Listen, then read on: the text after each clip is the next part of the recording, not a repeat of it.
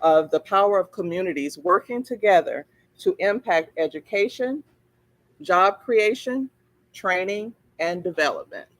So next we're going to ask Keith Fulcher of the Community Foundation of Northwest Mississippi to come up and give us just his idea of Family Biz Builder and the support that they have provided over the years. Thank you. It's okay to clap to make me feel welcome.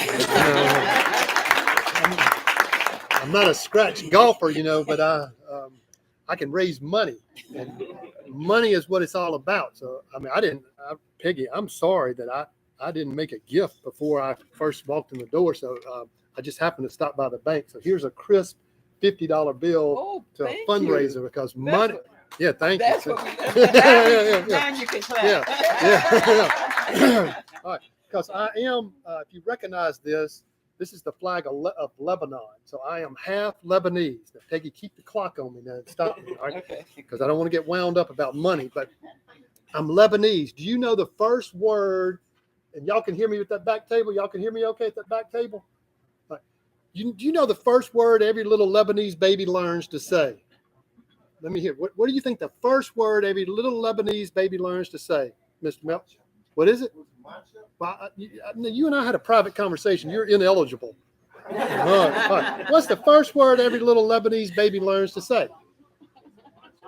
What is it? No, don't say his word. The first word, it's not mama, it's not daddy, it's not, grandma, it's Masadi. Masadi. Masadi means money. That's the first word. Now, I don't know if you know any Lebanese people, but Lebanese in 1890, 1900 were going anywhere and everywhere to get away from the Ottoman Empire. My Lebanese family came in 1890 up the Mississippi River, settled in St. Bernard Parish, then New Orleans, then over to the coast, and eventually Vicksburg, Mississippi. So I'm half Lebanese, struggled, immigrants. I'm also half European, which makes me half white, right? So I grew up seeing the world as black, white, and Lebanese. And my Lebanese heritage dominated my life, growing up in Vicksburg, Mississippi. But what also dominated my life was knowing my European heritage of my grandfather in Yazoo City, Mississippi, who was illiterate, alcoholic, and a sharecropper. How about that for an upbringing, right? My aunt wore the flower sackcloth dresses. How many of you had family or you were that poor and wore the flower sackcloth dresses? Anybody else? Yeah, you know how poor that is. I asked my father one day, and he just passed away, God bless his soul, a few years ago, about 84 years of age. I said, Daddy, when did you start wearing shoes to school? He said, about the 9th grade.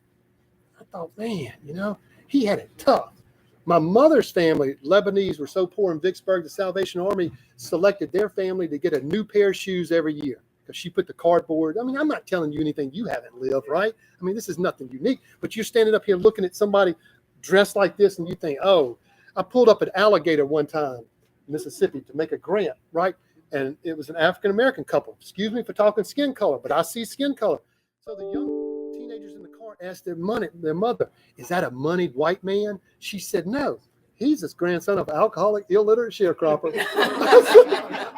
Because I told that story and they don't see me because I shop at Goodwill. My children said, Daddy, what are you doing with all that money you save at Goodwill? And I thought, what am I going to tell them? They said, are you really saving that for our college? I said, yes. So they gave me the answer. But I shop at Goodwill. I shop bargains. Very frugal with my money because I want to be able to give it away to good causes like Family Biz Builder. So I just retired from Delta State University, raising money for 23 years for Delta State. I've lived just about my entire life in the Mississippi Delta, from Vicksburg to Jackson to Cleveland, and now living in Hernando. And I did 3 years in Biloxi, and there is poverty in Biloxi also on the coast. Poverty everywhere. It breaks my heart. Just what Peggy said, I believe in the self-fulfilling prophecy. Self-fulfilling prophecy.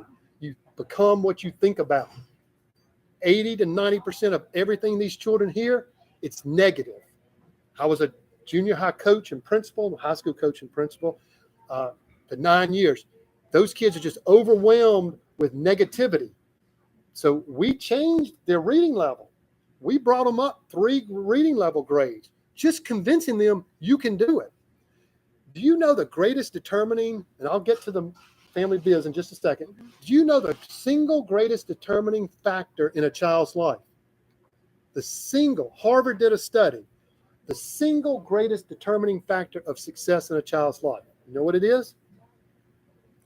The mother's level of education. How about that? That makes sense, doesn't it? I heard of, why do you say that? Who went to the 11th? My mother only went to the 11th grade. And you might be lucky that she could read or write. Some of these kids, even now, can their parents or grandparents, if they even have parents, if they're even living with a parent, or if they're luckily living with one grandparent, or bouncing around. I mean, you know the 1988 Jesse Jackson Sugar Ditch. I mean, has it changed drastically in the Mississippi Delta for these children? They're still struggling, black and white, primarily people of color struggling still. Are you shaking your head in agreement? Somebody's got to do something, and it takes money to make it happen, and it takes leaders like Peggy to make this happen. And I mean, God bless you for what you're doing, Peggy. You and all the other nonprofits who are out there. So I'm now with the Community Foundation of Northwest Mississippi. Now, cut me off when my time's up. No, you're good. Community Foundation of Northwest Mississippi. We serve 11 counties, primarily the Mississippi Delta counties, and we help nonprofits raise money. That's our goal. Help them raise money, to help them become state of the art, to help them find people who have left the Delta, made money on the East Coast, West Coast, Atlanta, or even Ohio, and bring them back, bring that Masadi back to Tunica, Mississippi. You're shaking your head in agreement, sir? Yes, I am. Good, thank you. And you're from where? Beautiful Hernando, Mississippi. Hernando. Tell me your name. Ted Ebenar. Okay, Ted. Where were you born, Ted? Beautiful Detroit, Michigan. Detroit. Dave Bing territory. Mayor Dave Bing married it. Yeah. I'm a big basketball fan. So when you say pivot, I'm thinking pivot. Wait a minute. That's basketball time. I'm pivoting, you know. So, all right. So that's our goal, is to raise money. We have been granted since 2016. I'm pleased to report the Community Foundation has granted a total of $49,711 to Family Biz Builder.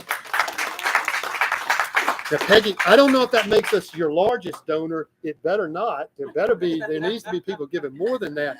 But when the COVID hit and these kids were just slammed with no food, no school, no breakfast, no lunch, we got involved in granting to nonprofits who were working with children. So since the pandemic, we have granted out $1 million, primarily to food pantries and to nonprofits addressing academic needs. So I interviewed Peggy and Shirley. And June 20th, you can watch it on our YouTube channel. I interviewed them and came and met them for the first time, June 20th of last year, and interviewed them right out here and said, "Now, what are you doing? What's your program?" Just what Peggy spoke about. And we granted around $4,000 to help with was it for the software and the technology? Some mentoring coaches at that time. Yes. And then through the CARES Act, we granted $12,000 in February of this year.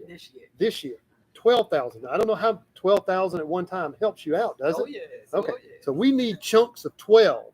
We need a 50, but we need chunks of 12 to make these children, to give these children hope. Now, if you really want to see how invested I am in Tunica, I'll text you a video. You watch it, right? They asked me to shoot a video for this national convention I went to a couple of weeks ago. And they said, what's your aspirations for the Mississippi Delta? So I was driving through Tunica. So I stopped at Odessa Grant Food Pantry. Y'all familiar with Odessa Grant? Our community foundation bought that big walk-in freezer that's in the back of Odessa Grant. So I'm trying to film something about food, and I see a school bus drive by. I thought, okay, I got to get a school bus. So I'm walking out in the middle of the street with my selfie stick, and I'm waiting for a school bus. No more school buses coming by. Then I remembered the school bus barn is down just south of town. So as I'm filming about being in Tunica, Mississippi, and about these children needing hope, it started thundering and raining and thunderstorm. I just kept filming. I said, regardless of weather, economic conditions, political conditions, the Community Foundation and nonprofits like Peggy are invested in providing hope for the children. And that's what we're committed to, regardless of what the conditions in life are like. So I'm pleased to be standing here and honored that you would ask a half Lebanese, half European to speak at this event. And my only dream is that I bring you more money than you need. So Peggy, thank you, and come here. Thank you, Peggy, for everything you're doing, because you are the hero, you are the champion, and you deserve as much Masadi as you can spend. So thank you. All right. Thank you. All right, very good, very good. It is now 11:30. We're going to ask, the food has been prepared. It's hot.